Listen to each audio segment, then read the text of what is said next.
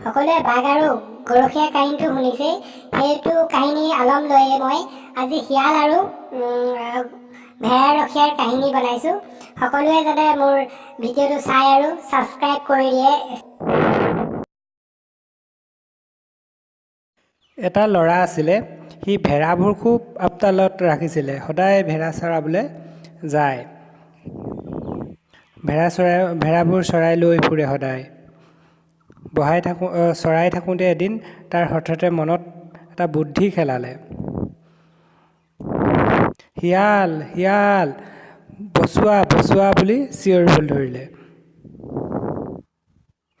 তেতিয়া ওচৰতে খেতিয়ক কেইজনে কাম কৰি থকাৰ পৰা দৌৰি আহিলে, ক'ত শিয়াল ক'ত?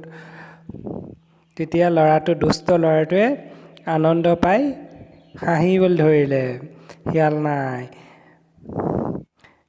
সিহঁতি খঙত গুচি গ'ল।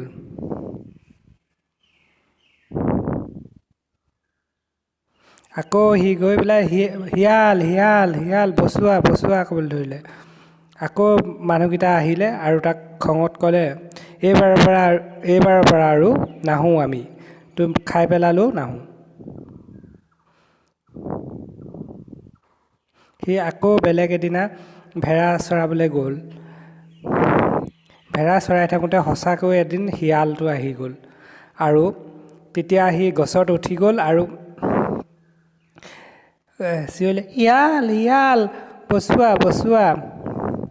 তেতিয়া খেতিয়কে ভাবিলে সি যে মিছা কথা কৈছে, সেইকাৰণে নাহিলে। আৰু শিয়ালটোৱে গোটেইকেইটা ভেড়া মাৰি পেলালে। সেয়েহে মানুহক মিছা কথা কৈ ঠগিবলৈ নাপায়। তাৰ ফল ল'ৰাটোৱে হাতে হাতে পালে।